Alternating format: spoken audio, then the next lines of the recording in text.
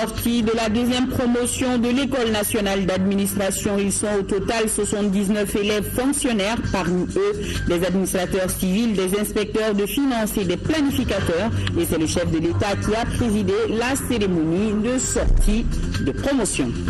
Le monde de la culture a rendu un dernier hommage à Fantani Touré. Madame Dimba nationale s'en est allée à l'âge de 50 ans. Le Mali tout entier pleure l'artiste aux carrières, au grand cœur et aux grandes idées.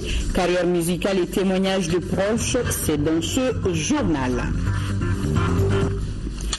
Mesdames et messieurs, bonsoir. Merci de nous rejoindre sur l'ERTM. Bienvenue à ce journal. D'abord, ce communiqué. Le président de la République et le gouvernement du Mali se réjouissent de la libération de l'otage français Serge Lazarevich ce jour, mardi 9 décembre 2014, dans le secteur de Kidal. Son enlèvement dans la ville de Ambori le 24 novembre 2011 en compagnie de Philippe Verdon, malheureusement mort, restait comme une tâche à notre sens de l'hospitalité. Sa libération nous a un immense soulagement, l'amitié pour son pays, la France, et notre honneur nous commandait de prendre toute notre part dans sa libération. Nous réaffirmons à sa famille, à l'ensemble du peuple français, au président François Hollande, toute notre sympathie. Nous restons préoccupés par le sort de l'otage néerlandais, toujours privé de liberté, et assurons au peuple et au gouvernement des Pays-Bas notre détermination à contribuer à sa libération.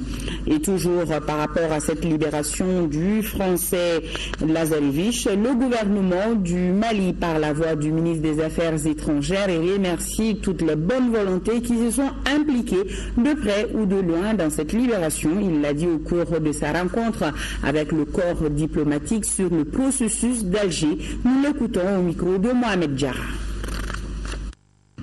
Je voudrais d'abord exprimer notre soulagement en tant que gouvernement du Mali suite à la libération de l'otage français Serge Lazarevich et exprimer notre satisfaction par rapport à ça et notre joie en tant que dernier otage français détenu et qui puisse regagner sa famille.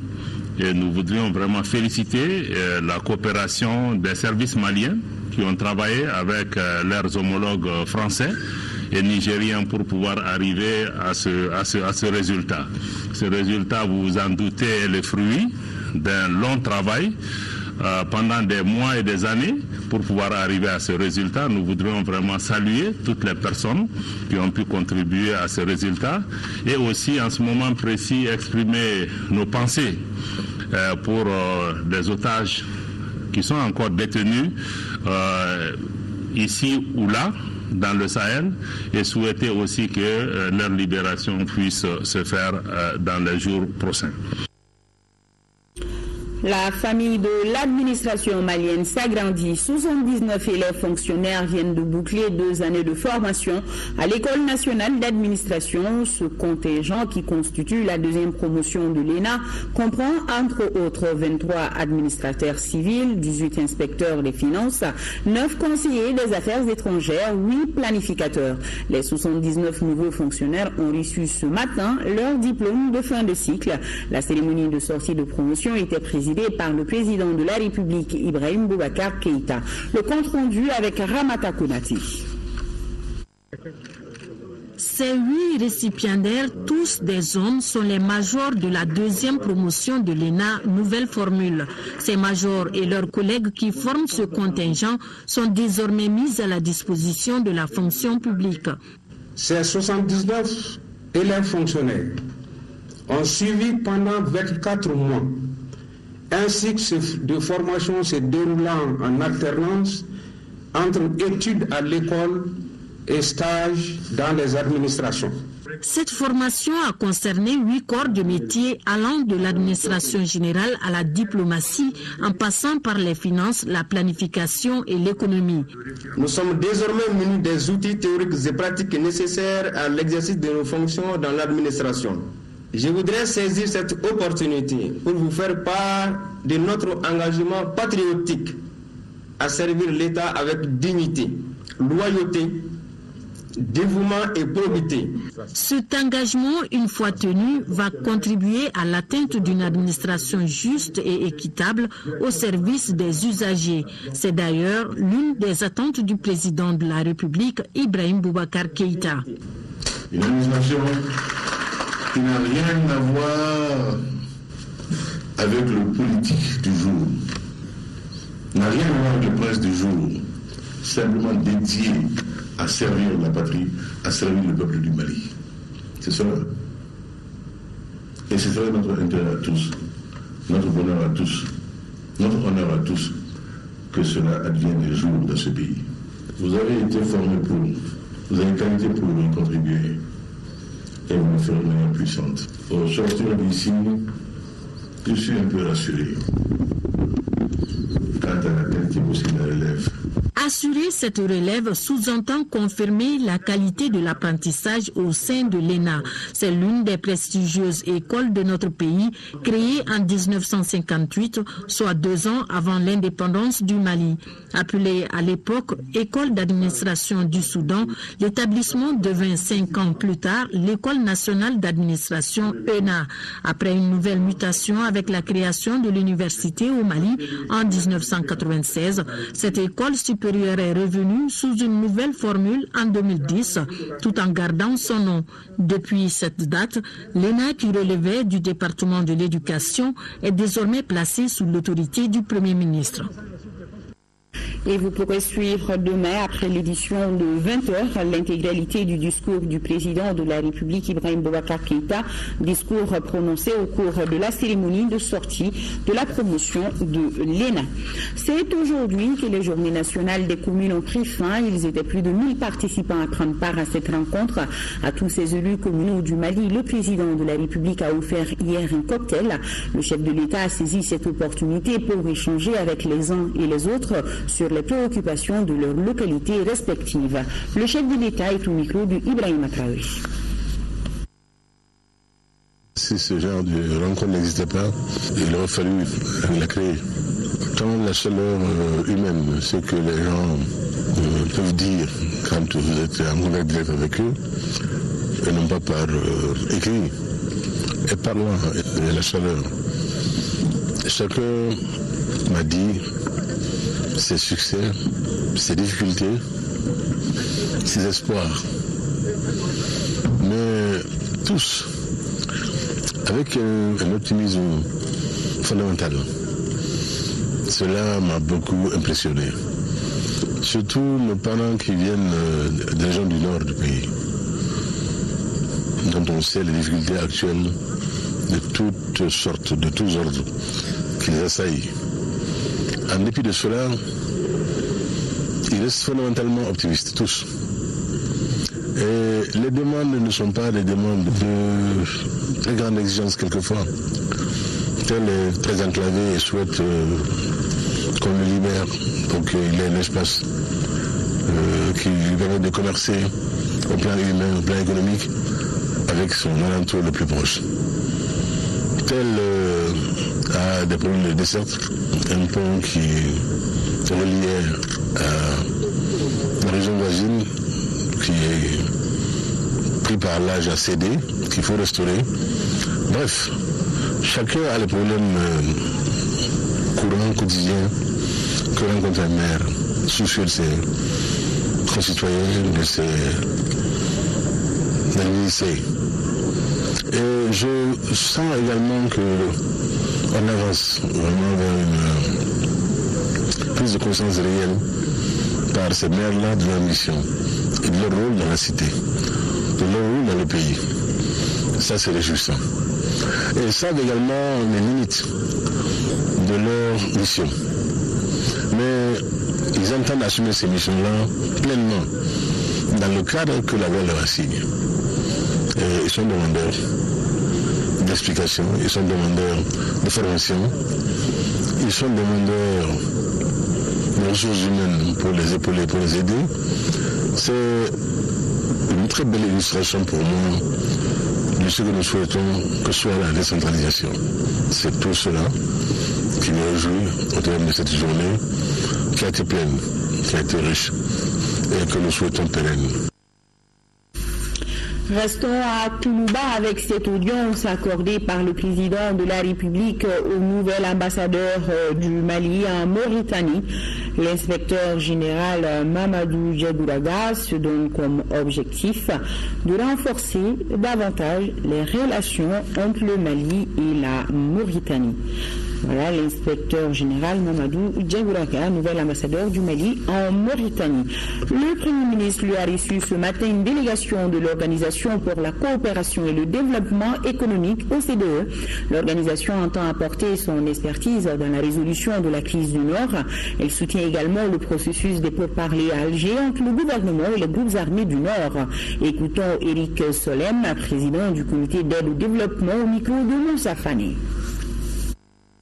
We are here on the invitation of the Prime Minister of Mali and his government. On est là aujourd'hui pour faire suite à la visite du Monsieur le Premier ministre à l'OCDE pour notamment essayer de voir comment est-ce que l'OCDE pourra accompagner le Mali pour une sortie de crise durable et pour son développement. On a en particulier parlé notamment les questions du processus d'Alger, pour les questions du développement au nord, pour essayer de voir après un accord comment est-ce que l'OCDE peut apporter son aide fondamentale pour accompagner ces processus au mieux. Plus concrètement, nous, au l'OCDE, on peut apporter beaucoup d'expertise sur notamment les questions après l'accord de paix, comment en fait aider les populations au mieux pour que à la fois ils puissent sentir un réel impact sur leur vie quotidienne. Ça c'est l'action immédiate. Il y a des autres volets. Il y a aussi comment attirer au mieux l'investissement privé pour qu'il puisse être un moteur de développement en général. Et puis aussi la question de mieux mobiliser les ressources domestiques comme les taxes et les impôts. D'une audience à une autre, celle-ci était accordée au président du comité militaire de l'Union européenne avec le général Patrick de Roussier. Le chef de gouvernement a évoqué les questions liées à la formation des forces armées maliennes. Plus d'informations de cette audience avec le général Patrick de Roussier au micro de Youssouf Diakité. En tant que président du comité militaire, donc représentant des 28 chefs d'état-major des armées de l'Union européenne, je venais ici au Mali à un moment charnière pour réaffirmer auprès des autorités politiques du Mali notre engagement, l'engagement des militaires européens pour soutenir la formation, la reformation des forces armées maliennes et dire que cet engagement est un engagement pérenne. Nous sommes avec vous, à vos côtés jusqu'en 2016 et actuellement nous sommes en train de former le 6e bataillon qui est actuellement à Kourikoulo et puis nous sommes aussi en train de formuler en étroite collaboration avec le ministère de la Défense une approche de conseil vis-à-vis des forces armées maliennes ici à la capitale. Nous avons abordé avec le Premier ministre des discussions tournant sur l'ensemble de l'environnement géostratégique dans le monde. J'ai affirmé combien Madame Mogherini tout récemment a insisté sur les deux priorités qui sont les siennes, qui sont à la fois l'Est de l'Europe et le sud de l'Europe, compte tenu des importantes troubles qui ont lieu dans ces deux régions. Et donc pour nous, ça signifie ici au Mali que nous serons à vos côtés.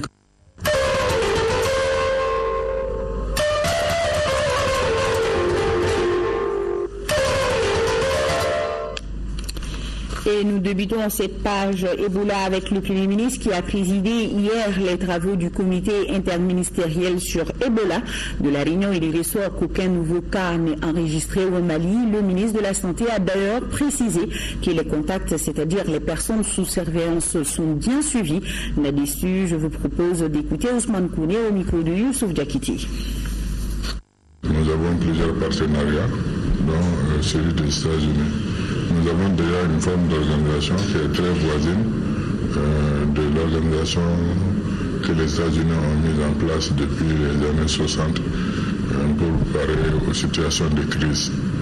Et c'est dans ce cadre-là qu'il est venu exposer l'expérience de son pays en la matière et il a proposé des améliorations que nous allons examiner en rapport avec les réalités de notre pays et les réalités de notre forme d'organisation administrative. Aujourd'hui, la situation de la lutte est très généralisée. Toutes les couches de la société sont engagées. La société, tout le pays a pris la vraie mesure du combat. Nous pouvons dire que notre pays n'a pas à la date d'aujourd'hui de porteurs de virus connus. Nous n'avons pas de porteurs de virus Ebola à la date d'aujourd'hui.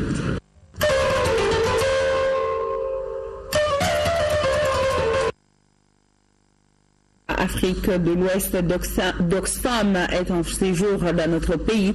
Aboubakry Tal est venu échanger avec les autorités sur les dispositions à prendre de la lutte contre la maladie à virus Ebola.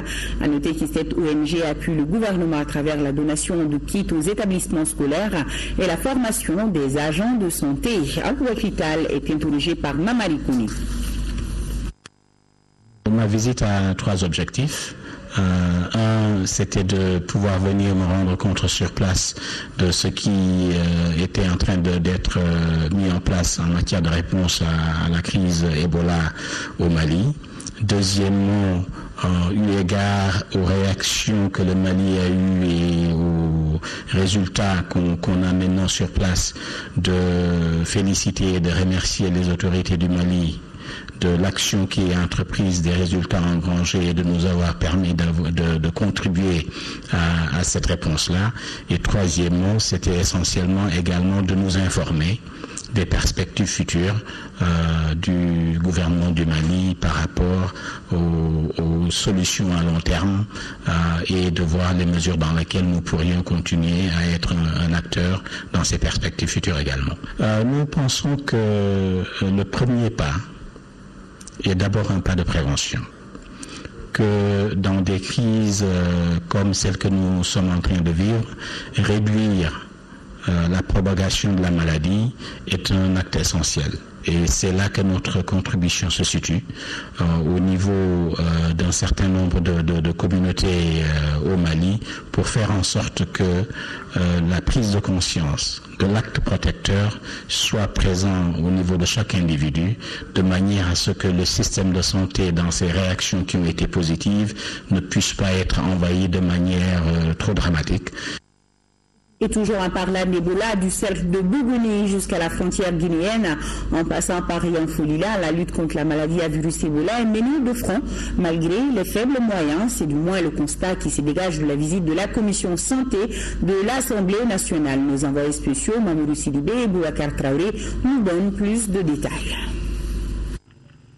Les nouvelles sont rassurantes par rapport aux mesures de prévention contre la maladie à virus Ebola. Cela n'empêche pas la commission santé de l'Assemblée nationale d'effectuer des vérifications sur le terrain. C'est ainsi que cette commission, conduite par le professeur Kalilou Ouattara, s'est rendue dans le cercle de Yanfolila. Sur place, elle a évalué les actions et recensé les préoccupations des techniciens de la santé. Tous les sites que nous avons vus sont dotés de personnes, ressources. Les équipements y sont, les consommables y sont. Seulement, le seul problème qu'on peut dire, peut-être qu'il y a un peu une insuffisance d'équipe. Le cercle de Yanfolila dispose de 8 postes de contrôle permanents implantés dans les villages stratégiques des secteurs de Kalana, Guelelenkoro et Yanfolila central. Le premier problème, la logistique. Le second problème, le paiement régulier des indemnités des agents sur le terrain. Le troisième problème, c'est la formation et l'équipement continu. La situation historique des poumons dans le même corps, s'agissant du Mali et de la Guinée, est une réalité dans cette lisière forestière du Mali. Là-bas, une même famille se trouve de part et d'autre de la frontière et les foires hebdomadaires sont fréquentées par les populations riveraines des deux pays. Il faut que les populations soient sensibilisées. Les activités de sensibilisation doivent être là pour que les gens comprennent. Parce que certains peuvent penser que c'est une invention alors que la réalité est là. Malgré des difficultés évoquées, l'équipe technique de la santé est résolument engagée à accomplir sa mission avec patriotisme.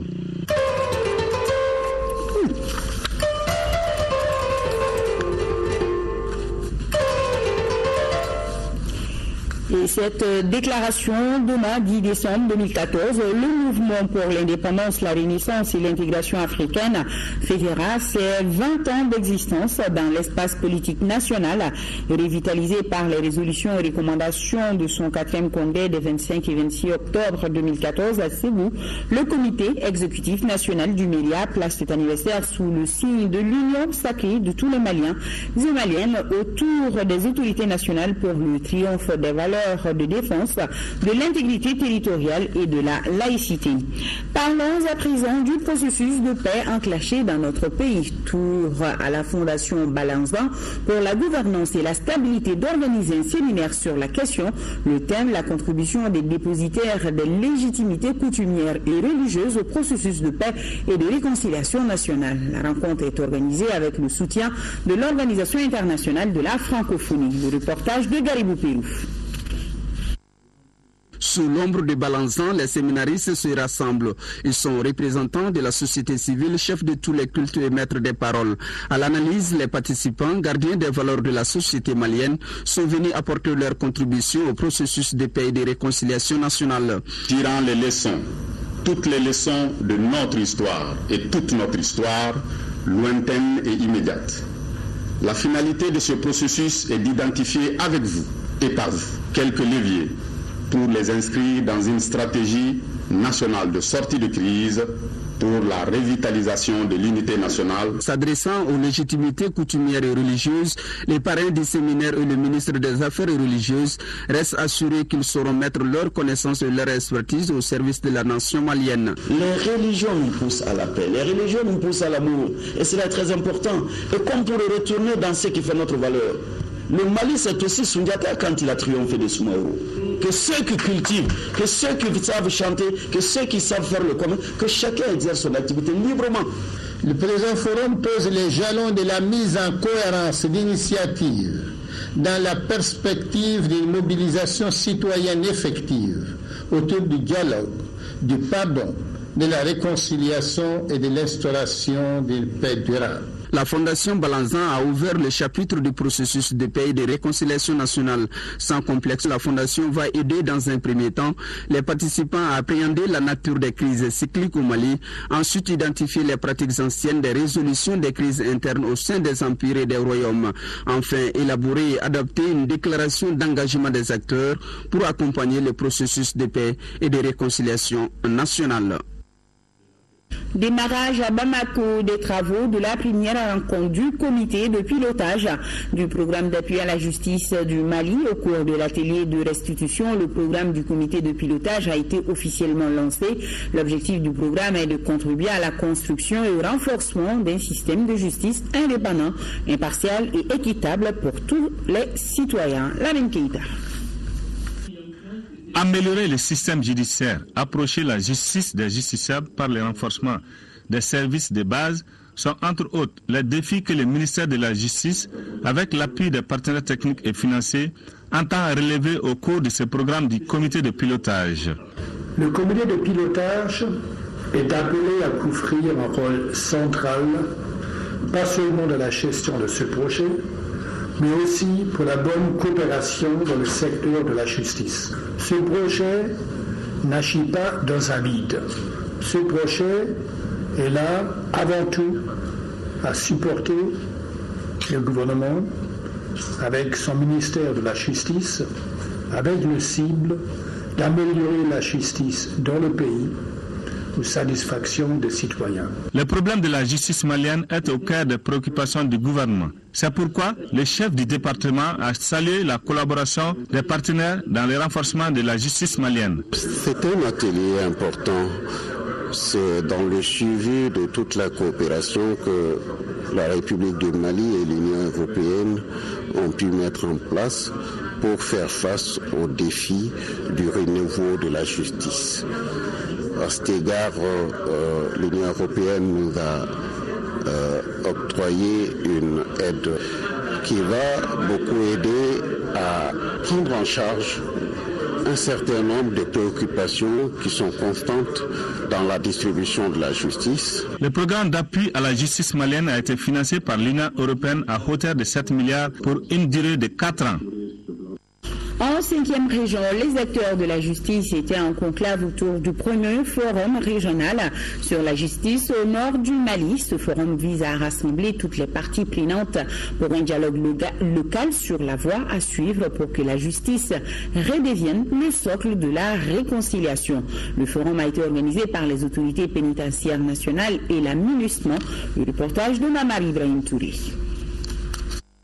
Ce premier forum de Mopti sur la justice au nord du Mali a rassemblé les acteurs de la justice, la société civile et ceux des collectivités territoriales décentralisées.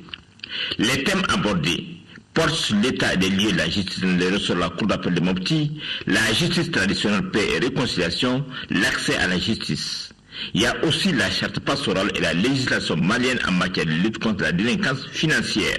Ce forum qui a pour objectif de faciliter les discussions sur la liste des priorités et des activités vers le relèvement rapide et total des institutions judiciaires pénitentiaires dans le nord du Mali vise à rassembler toutes les parties prenantes pour un dialogue local. Les citoyens du Nord aujourd'hui éprouvent un grand besoin de justice, mais les autorités judiciaires manquent à l'appel. Et je souhaite qu'à partir de ce forum sortent des solutions idoines. L'organisation de ce forum pour les autorités judiciaires nationales et la MINUSMA devra permettre de restaurer l'autorité de l'État sur la partie certaine. Un mot du projet Gao Plus. Cette initiative d'Indamali et ses partenaires vise à aider les populations à faire face à leurs besoins socio-économiques. L'ambassadeur des Pays-Bas était en visite à Gao pour voir les réalisations du dit projet. Daouda Zoumana Traoré. Le projet Gao Plus est un vaste projet qui prend en compte les préoccupations des populations dans les domaines de développement. Dans 3 cercles de la région de Gao, les activités ont pour nom savonnerie, embouche, teinture et restauration, aviculture, maraîchage. La liste n'est pas close. Nous faisons le maraîchage. D'autres font le maraîchage et d'autres vendent les légumes au marché. Et d'autres font le petit commerce. Nous luttons contre la pauvreté. Mais avec des initiatives novatrices, les jeunes n'ont pas démérité. Ça fait à peu près 3 mois qu'on a eu le financement du Pays-Bas.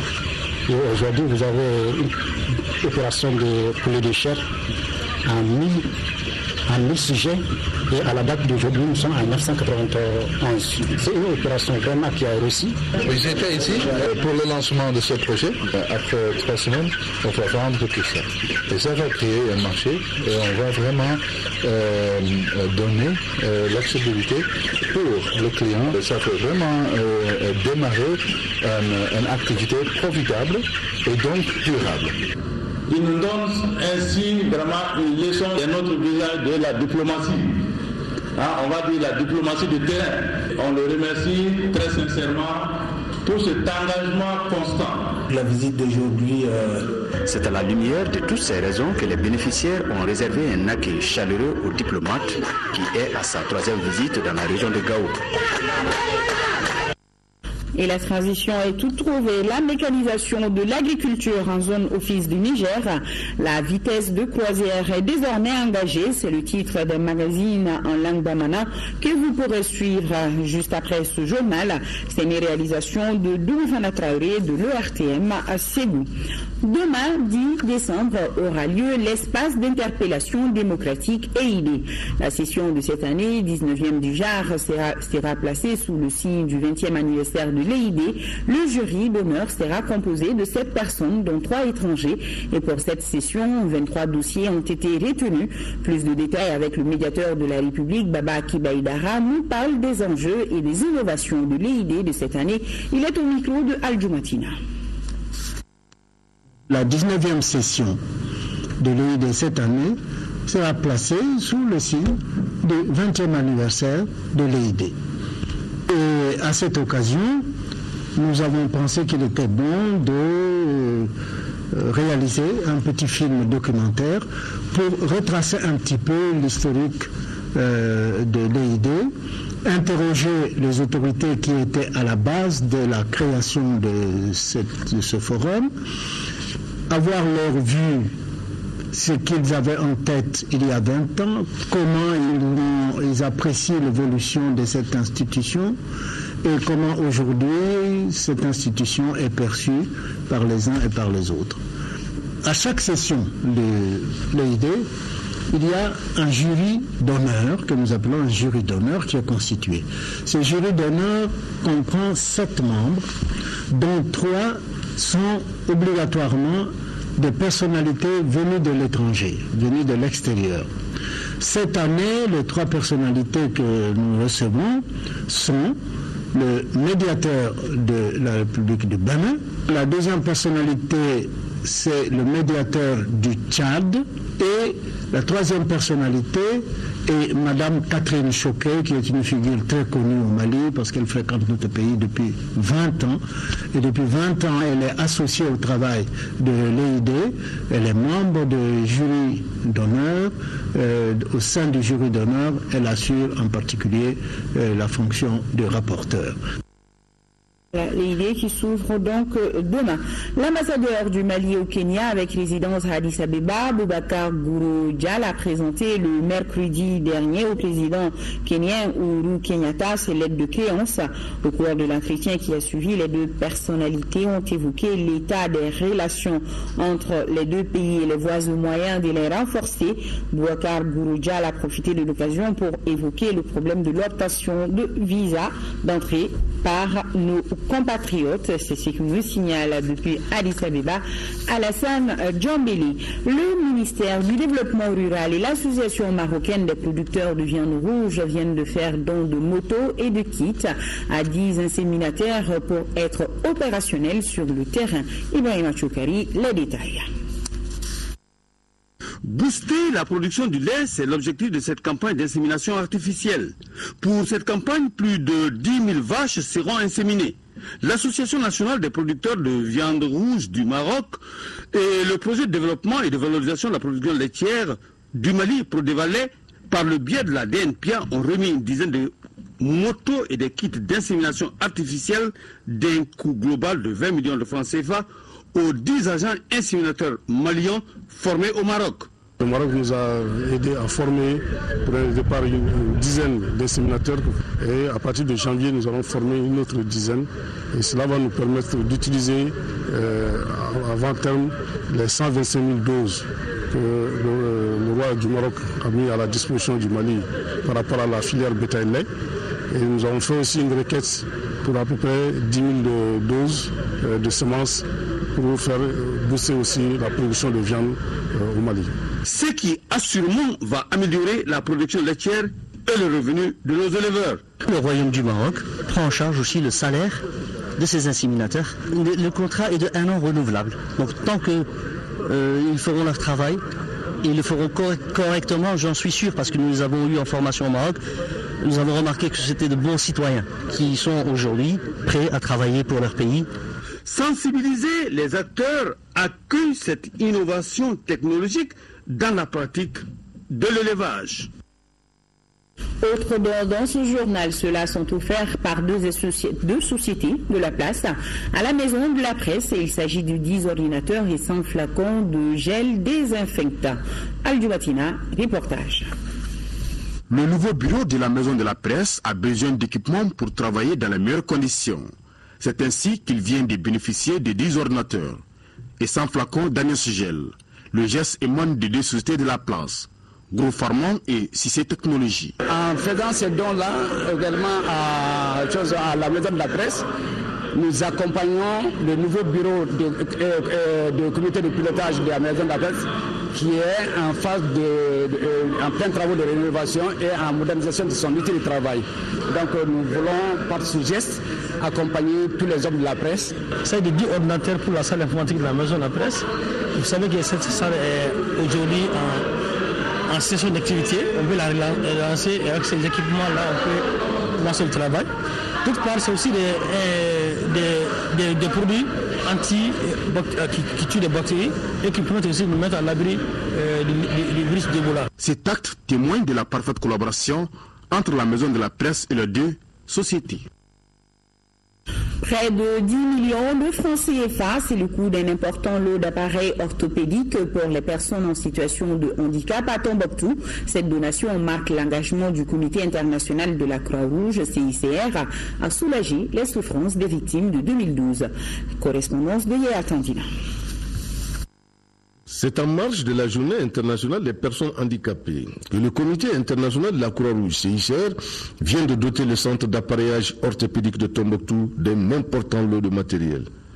48 appareils composés de prothèses, d'orthèses et d'aide techniques, pour un coût total avoisinant 10 millions de francs CFA. Le CICR, en rapport avec les services concernés, a pu identifier un certain nombre de personnes victimes d'accidents de mines ou de blessures d'armes et qui ont besoin de solidarité affective pour reprendre une vie normale. Ces appareils sont destinés aux personnes en situation de handicap civil comme militaire victimes des événements du Nord. C'est un espoir renouvelé. Si aujourd'hui ce CICR revient encore sur le plateau pour accompagner jusqu'à 16 patients de façon autonome, alors nous ne pouvons que leur dire merci. C'est un remboursement de ce qu'ils peuvent faire, mais qui n'est pas à hauteur de ce que nous voulons vraiment exprimer. Et aussi le centre qui vient pour ces prothèses, alors, au nom de la population de Tombouctou et au nom de ses bénéficiaires, je leur dis merci. La remise officielle de ces appareils s'est déroulée en présence du personnel de la santé, de l'agence humanitaire et l'administration locale, politique et en charge du développement social de Tombouctou. À présent, ce fait divers sur les 5 bandits de grand chemin qui ont semé la terreur ce week-end dans le village de Toussana, à 35 km de Kolokani. 2 d'entre eux ont été mis aux arrêts. Sur eux, les gendarmes ont récupéré 2 pistolets mitrailleurs PM avec 4 boîtes chargeurs garnies. Une partie de la somme des 5 millions que les bandits avaient volés a aussi été saisie. Le commentaire de Daouda Sidikidjar. Opération réussie pour les gendarmes de la brigade de Kolokani et ceux de la brigade d'intervention. Dans la nuit du samedi au dimanche dernier, le village de Toussana, qui est situé à 35 km de Kolokani, a été attaqué par 5 bandits armés. Malgré l'opposition des populations, les bandits qui avaient des armes de guerre ont pu faire irruption dans le domicile de Kassadjara, commerçant de son état. Les malfrats ont emporté la somme de 5 millions de francs CFA après avoir malmené Kassadjara et sa famille. Nous avons reçu un appel téléphonique d'un habitant de Toussana. Nous avons rendu compte à la hiérarchie et directement une mission conjointe est sortie. La BT de Kati, le commandant de compagnie de Kati, la brigade de Kolokani, appuyée par le PGN de la gendarmerie. Donc nous sommes rendus sur les lieux. Après une course-poursuite, c'est à Nozombo à 4h30 du matin que le véhicule qui transportait ces bandits a été intercepté au poste de sécurité. Donc parmi les occupants, 2 ont pu être appréhendés en possession d'armes de guerre, de pistolets mitrailleurs, 4 barres chargeurs garnies, de 30 cartouches chacune. Donc le mobile de leur installation, parce que si nous avons pu atteindre ces résultats, c'est dû à la rapidité de l'information que nous avons reçue. Ces bandits ont opéré à bord d'une Mercedes 190 immatriculée IM 7886 MD. Je vous l'annonçais dans les titres. Fantani Touré, l'enfant de Bozola, n'est plus. Ses obsèques ont eu lieu cet après-midi à Sogoninko en présence de nombreuses personnalités. Parmi elles, le président de la République, Ibrahim Boubacar Keïta. Ses amis proches retiennent de l'artiste une dame au grand cœur, aux grandes idées, dévouée pour le développement du Mali et surtout pour l'émancipation des femmes et du monde de la culture. Elle a été élevée au grade d'officier de l'Ordre national du Mali à titre posthume. Marafine Konaté et Modibo Soiré nous parlent de ses obsèques. C'est toute la nation malienne qui rend hommage aujourd'hui à cet artiste décédé le 3 décembre dernier à Paris. Fatoumata Touré dite Fantani, artiste polyvalente, danseuse, comédienne de théâtre, musicienne, interprète de musique de cinéma, était une dame très dévouée pour la cause du Mali. Au nom de son Excellence, Monsieur le Président de la République, grand maître des ordres nationaux, au nom des membres du Conseil des ordres nationaux et à mon nom propre, je présente à la famille, aux parents, amis, collaborateurs proches, alliés et à l'ensemble des artistes du Mali de l'illustre disparu mes condoléances les plus émues. Ensemble, prions le Tout-Puissant, l'Éternel, l'unique, le clément et le miséricordieux, pour que le tribunal devant lequel il nous dévance lui soit favorable et que le Tout-Puissant l'accueille dans son paradis éternel. À travers cette disparition, c'est le Mali qui vient de perdre une valeur sûre de sa culture dans toute sa diversité. Partout où elle passait, cette ambassadrice hissait haut le drapeau malien à travers ses chansons et autres œuvres artistiques. Fantani Touré, au-delà de l'artiste, c'est un grand cœur. Défenseur de la cause des filles et des femmes, qui n'aura ménagé aucun effort pour faire entendre la voix de cette couche vulnérable. Il nous revient de perpétuer l'état d'esprit de celle qui un jour créa le festival féminin Les Voix de Bamako. Il nous revient de faire bénéficier les générations nouvelles du talent, du savoir-faire et de l'engouement intrinsèque à son domaine d'artiste de Fantani Touré. Moment de tristesse, d'émotion, de communion et d'adieu. Cette cérémonie présidée par le chef de l'État avait réuni sur le grand terrain de Mayambougou des personnalités du pays, les parents de Fantani ainsi que le monde des artistes du Mali et d'ailleurs pour rendre un hommage digne de ces noms à cette figure emblématique de la culture malienne. La première fois que j'ai entendu sa chanson, sa voix, j'étais très ému et j'ai tout de suite accepté la produire. C'est une grande perte pour la culture malienne, pour les artistes maliens. Donc on est beaucoup triste aujourd'hui, mais c'est la loi de la vie, on ne peut rien contre la mort.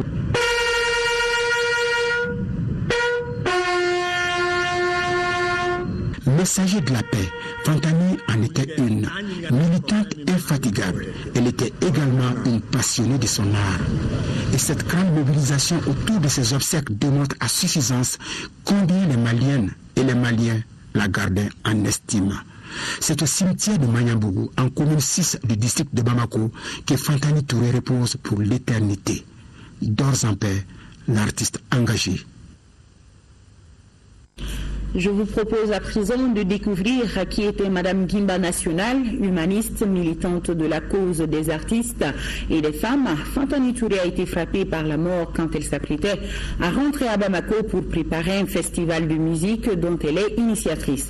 Parcours militant, carrière musicale de Bozola Fantani Touré avec Souri Ibrahim Keita.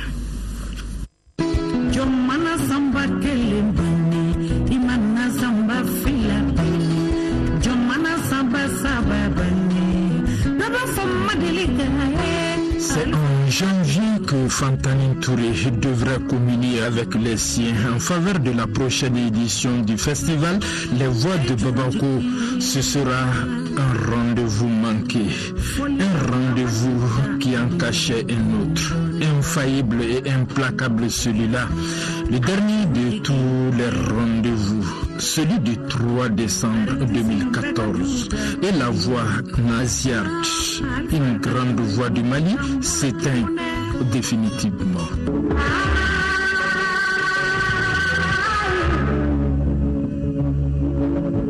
Abonnée au succès, l'enfant de Bozola, devenue chanteuse à 7 ans contre vents et marées, remporte son premier titre de meilleure soliste et danseuse des biennales artistiques et culturelles. Titre qu'elle conserve de 1978 à 1986.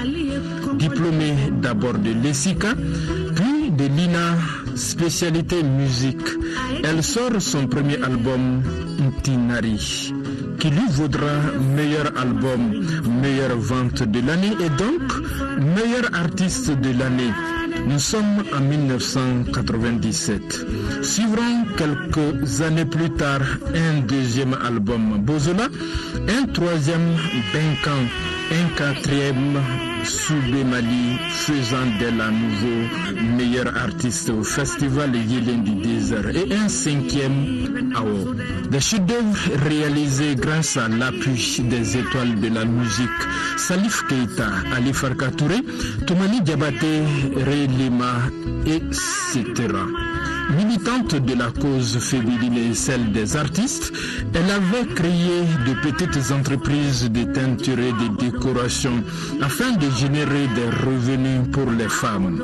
Sa passion de la musique a illuminé bien de jeunes Français qui recevaient ses cours de musique. Chevalier de l'Ordre national du Mali depuis 2011, prix UNESCO de l'éducation pour la paix de 2011, Tamani d'or 2014. La vedette de Bozola est réputée pour sa générosité et son engagement militant. En témoigne l'initiative La Sienne en faveur de la paix le 21 septembre dernier. Lors de la dernière présidentielle, elle avait ajouté une autre flèche à son arc, celle d'une harangueuse publique via Sonar.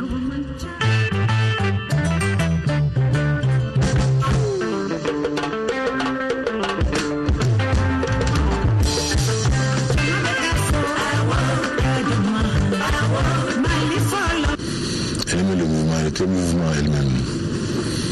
Tout en elle était vie.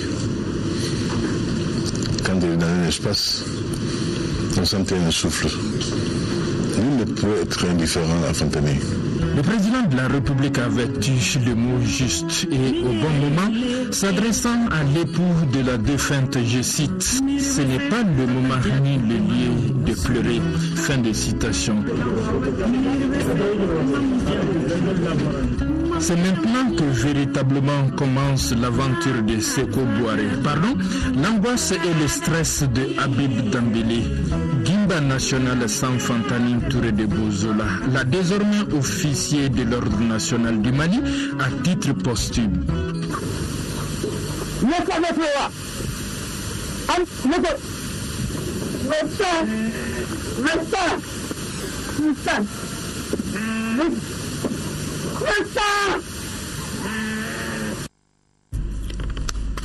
Voilà, et l'Union des créateurs et entrepreneurs du cinéma et de l'audiovisuel de l'Afrique de l'Ouest présente à la famille et aux proches de la disparue ses condoléances.